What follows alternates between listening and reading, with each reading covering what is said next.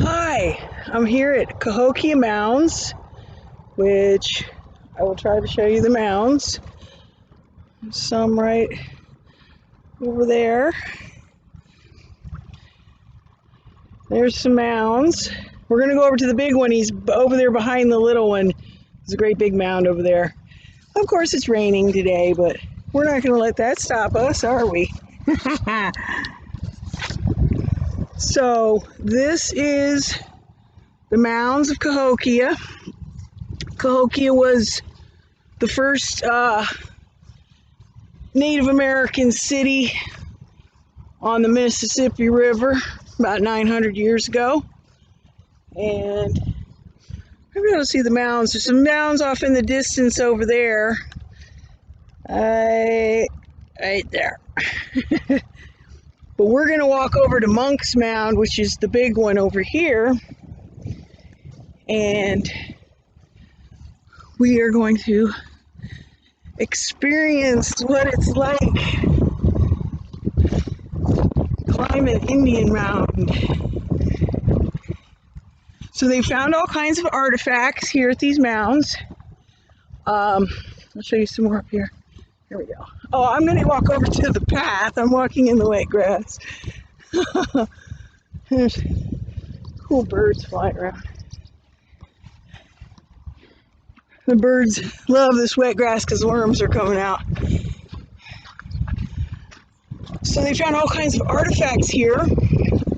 Recently, over behind that big mound right over there, they found a buried wicker basket, some sort of wicker basket. It was pretty deteriorated because it had been in the ground, full of ceremonial axe heads.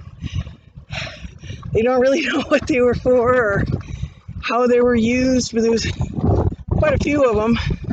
As you recall, it was like more than a dozen, possibly like 18 or so, buried. And from the soil samples they've done around here, they've discovered that the mound material are from these swamps.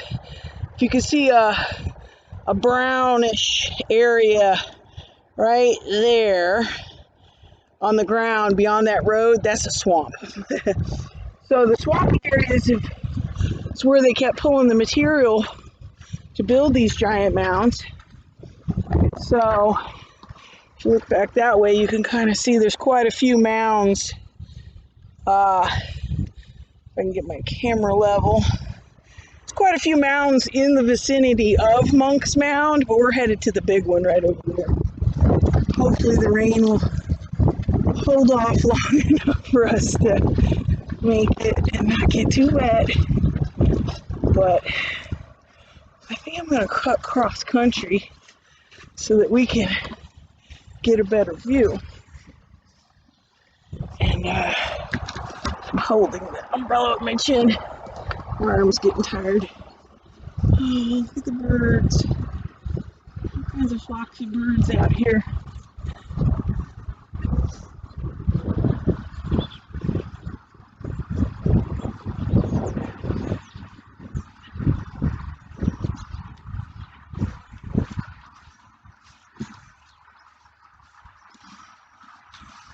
There's the big mound, getting closer.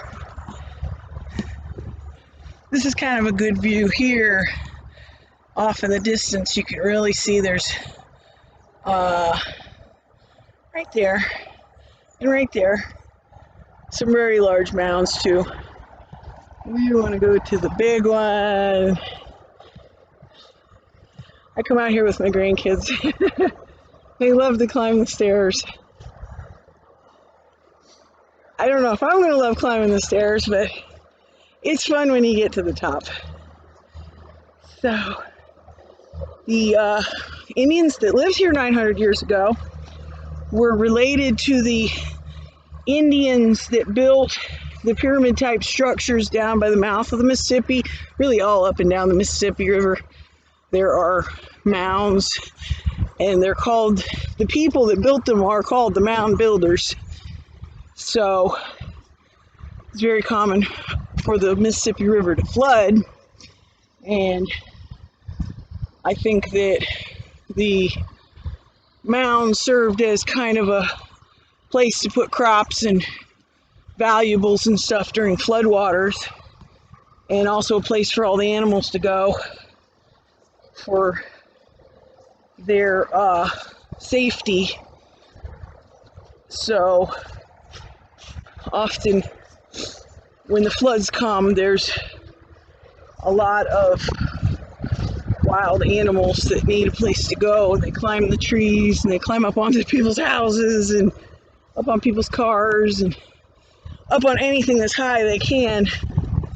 I've seen bobcats up on top of roofs and stuff in floods. So the mounds served many purposes. Plus, I think they have pretty much established that there was like a chief or a king that had his little house on the very top of this hill for a while during the peak of this corn growing agricultural phase that they went through. Oh, probably hundreds of years before 900 AD, but the peak of their civilization was in 900 AD. And you can really see the mounds over there. There's some mounds over there. It's pretty neat. I bet this was a really fun place when the ceremonies and the equinoxes and stuff were going on. And if you look past Monk's Mound, let's get out of the way of the pole, you'll see a big tree just right in here, just past these mounds, is a woodhenge. If I have time, I'm going to walk over there too, but I don't really want this video to be too long, but I thought it would be kind of neat. Okay, we're coming up to the road. There's the traffic. So, the builders here had lots of canoes for the Mississippi River. They had axes. They had quite a variety of stone tools, knives, deer skinning equipment. In the creeks all around this southern Illinois area, you find a lot of little pecan hammers because pecans are native here. It's the native tree. And black walnut. Also hickory. Oh good, no cars coming. We're gonna make it. Awesome. There we go. And we're gonna go up the stairs. I can't wait. This is the fun part. So I'm gonna walk over to the trail.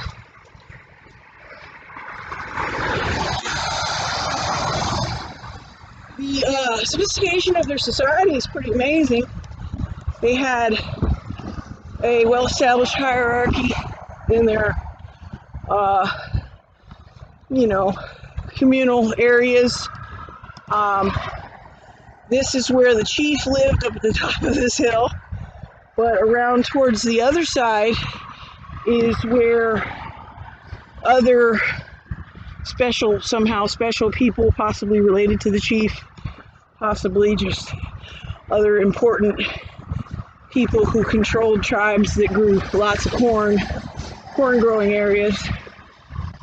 They had areas off to the side over here, and here we go. These stairs aren't so bad. These are nice concrete stairs. Glad it's not that windy. Last time I was here was in the spring, and it was windy. It was so windy. We could barely hear each other talking to each other or standing right next to each other. It was so windy. So, and we got these two. Yeah. So, I'm gonna give you a view over here. It's pretty nice. View of the little valley. And the surrounding mounds. They're over here. You can really see across the street now.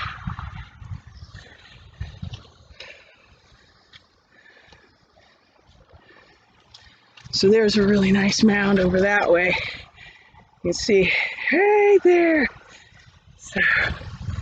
So this is a really nice view for the king or the chief or whoever he was. I don't even know his name, but there's a lot of evidence that they've uncovered about the civilization that lived here and all the things that were involved in their society.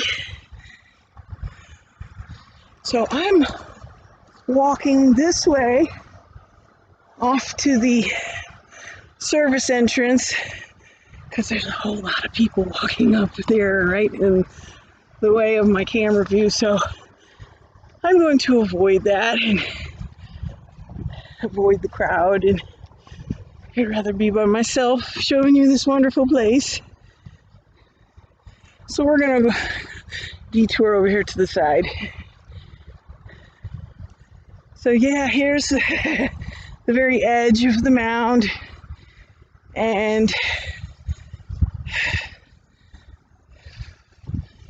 I don't know if you can see this Woodhenge from here. I can see a couple of the poles. So through the trees you can see a couple of the poles for the Woodhenge. The Woodhenge is just past this little dirt road. That whole field is a Woodhenge of wooden poles that were put in to mark,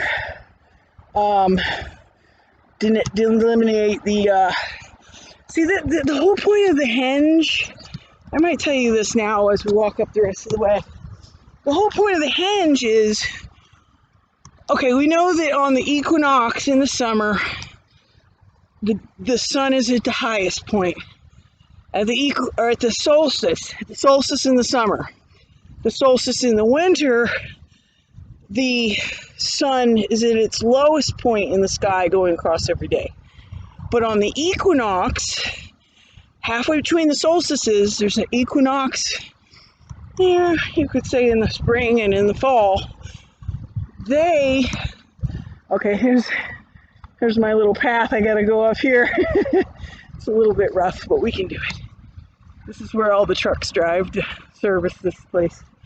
The service authorized vehicles go this way. So the equinox is right in the middle.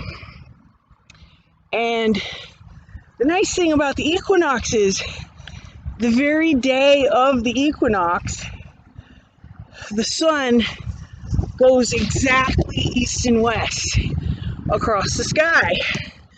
So if you know when all these happen, you know when the solstice happens, and you know when the equinoxes happen, on the day of the equinox, if you put your poles in the ground that day, then you mark where the sun comes up and where the sun goes down.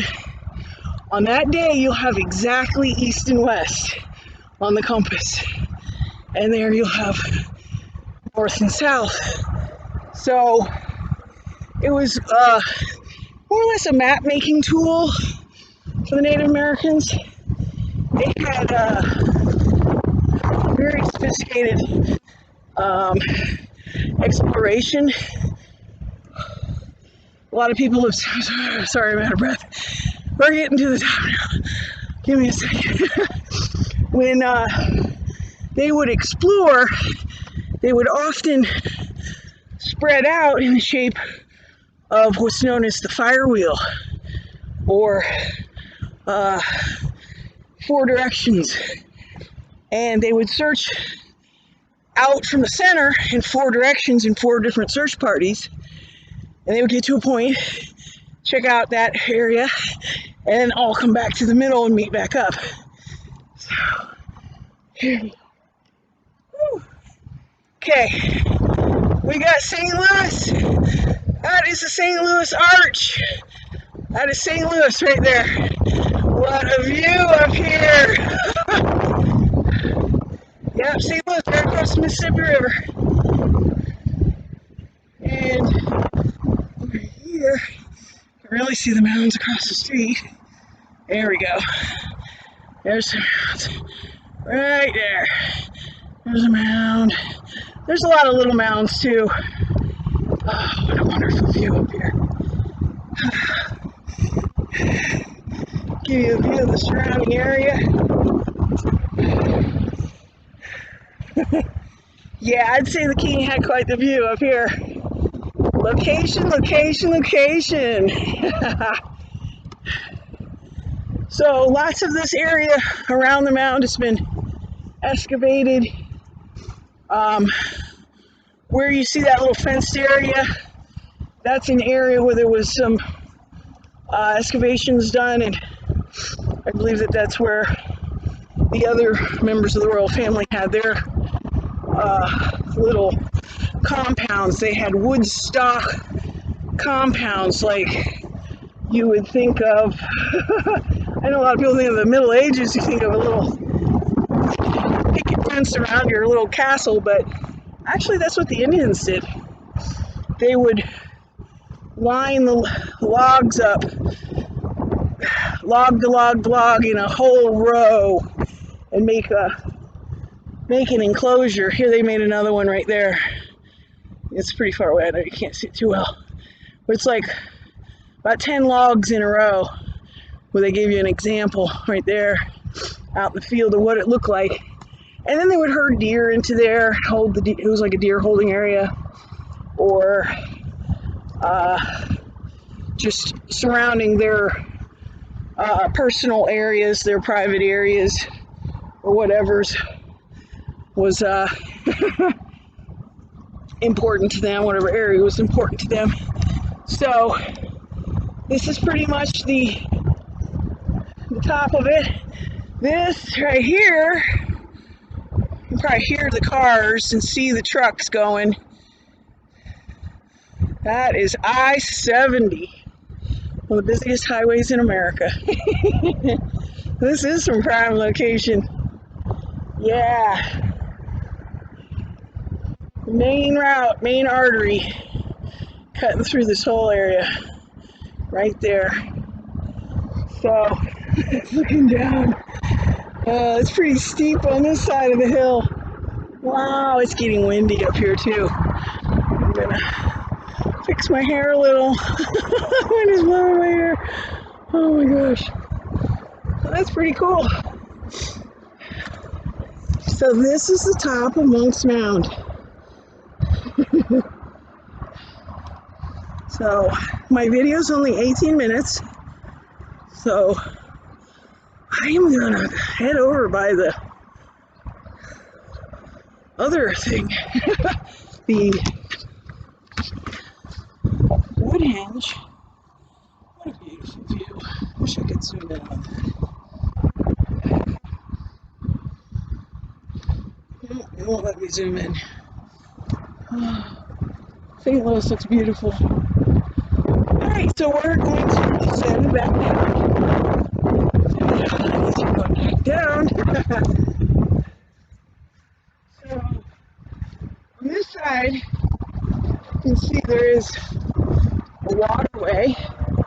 No doubt that waterway was connected up to the Mississippi River, and the chief had his own little parking spot to park. And you see all the industrial area up that way. Is probably too small in this camera view.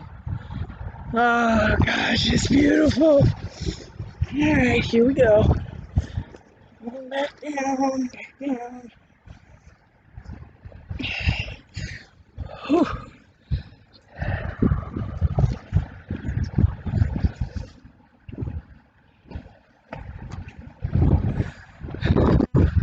I'm afraid I'm going to slip on the grass. I will turn back on when I get down there. Here's a nice display of native prairie grasses and garden flowers.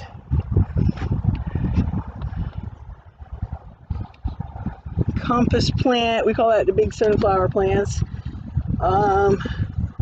Cone flower. We have lead plant. These are really neat. I've seen, let's see, the false sunflowers. We have tons of those. Wild petunias. You see this one here, wild petunia. I've seen a lot of the prairie dock. I'm getting the pictures here. Prairie dock. The rattlesnake master. Those are kind of cool. They grew up taller than everything else.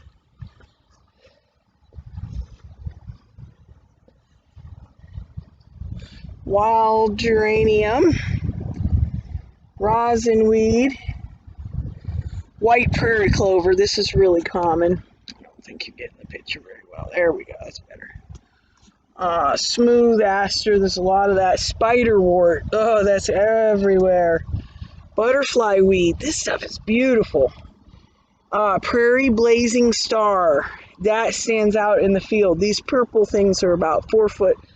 The top of this is about 4 foot tall above most of the grass, so they stick out. The white false indigo is nice.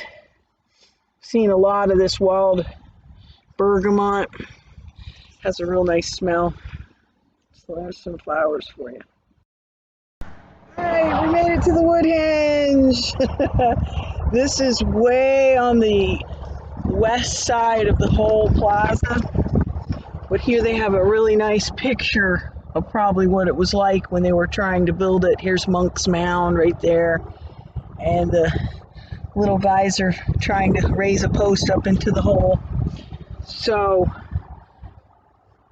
this is actual artwork on a beaker, on a water vessel.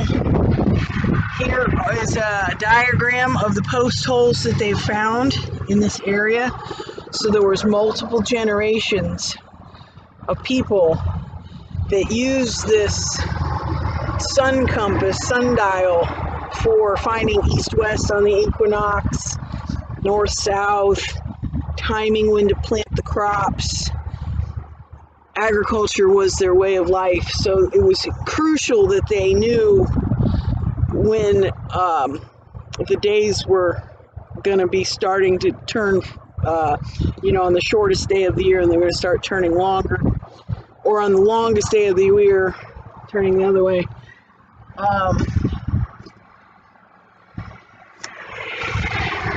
This says here, Woodhenge was constructed on the original site. This is the new Woodhenge I'm going to show you. Observer's post is slightly east of center point to form an angle needed to sight the solstices at this latitude. So they've done it as authentically as possible, in other words, to actually line up to the solstices the way people that lived here did it. So let's go and look at the poles.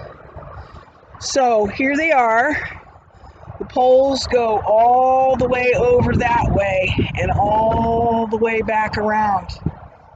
So it's quite a large circle. I'll try to give you some idea of exactly how big it is. I'll walk over here to the edge. Okay, so this is one edge of the circle.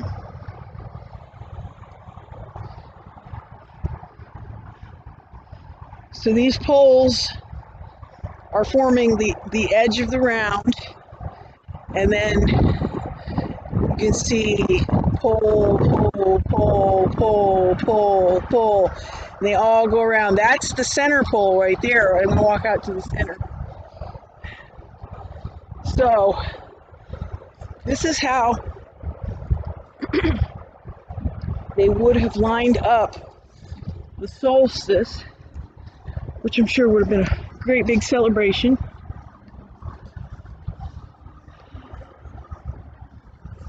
So these are, all these poles are part of the Woodhenge. And then I'm walking to the center pole right now.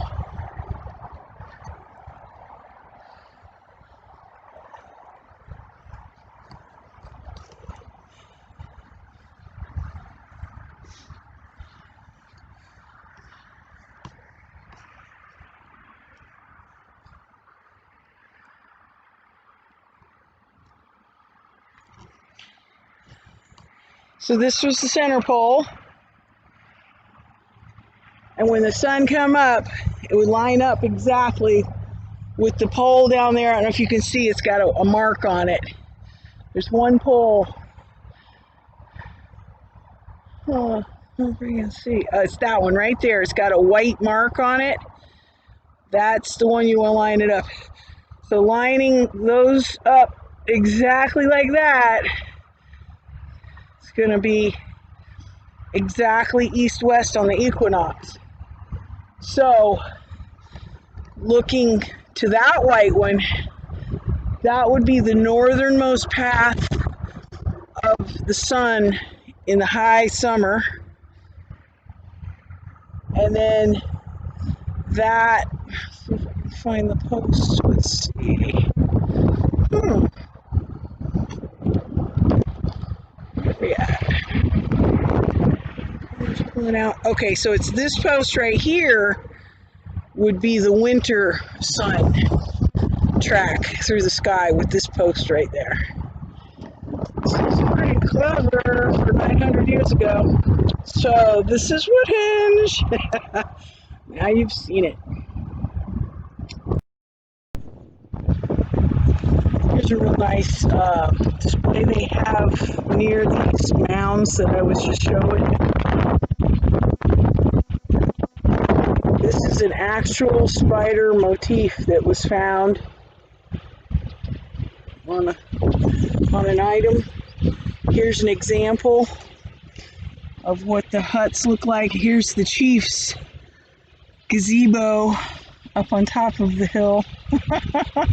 His little veranda. I like it. See, you can see the picket fence of the wooden picket fences here. And this would be food processing probably. So here's a layout of the mounds. And here's the Grand Plaza where the games would be played. Here's the Chiefs Tower up here. And all the most important people would be on the other hills here. And this is where the games would be played, and the king could look down, right down onto the field. Here's the chunky disc, which is used in the game that they played, the game of Chunky. You can Google that.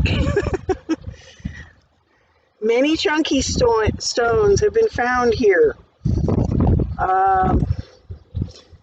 They would roll the stone between markers. So there's lots of artifacts that have been found here. Chunky stones and many other things. I'll see if I can find another display.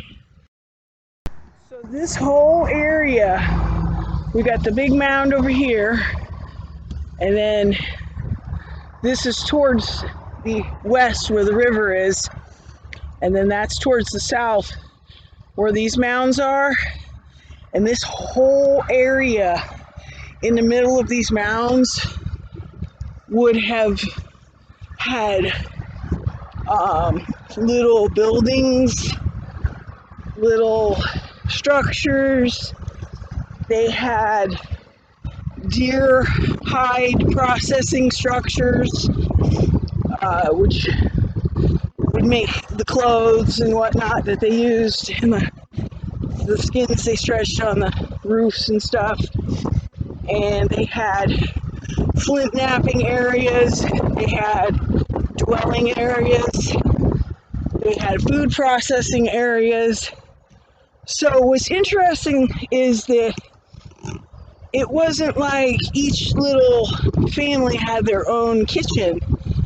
There was one central kitchen, one central, or a couple maybe central kitchens, a couple central deer hide processing plants to basically service 10,000 Native Americans that lived here.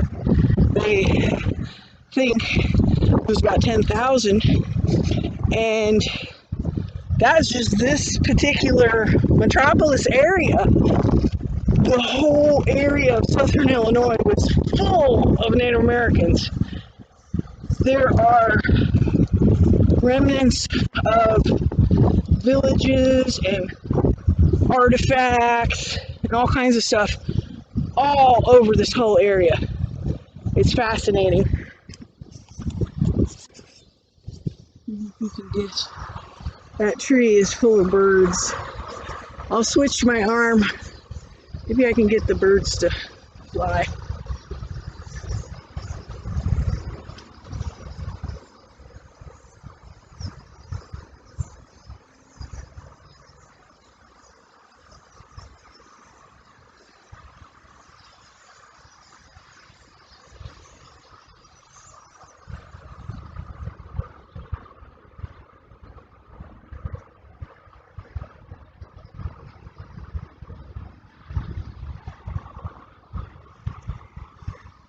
That was pretty cool. I got the birds speaking off. There's a lot of happy birds today. It's a bit, you know, rained before. It's a little chilly and wet and damp. That's what the birds love. Brings out all the worms and all the beetles and the bugs and stuff. Here's the other mounds. See a pretty good view of the other mounds from kind of on the top of a mound right now. So I'm going to go back over to the museum, which is indefinitely closed, unfortunately, until we get this public problem taken care of. We can open everything back up. And then I will be sure to come out here and do a video inside, because inside the museum is cool. It is so cool. And they have a gift shop and everything. Yeah, I'm going to head back up here to my car. This has been a wonderful day. I'm so glad I got to share it with all of you. Thanks for joining me.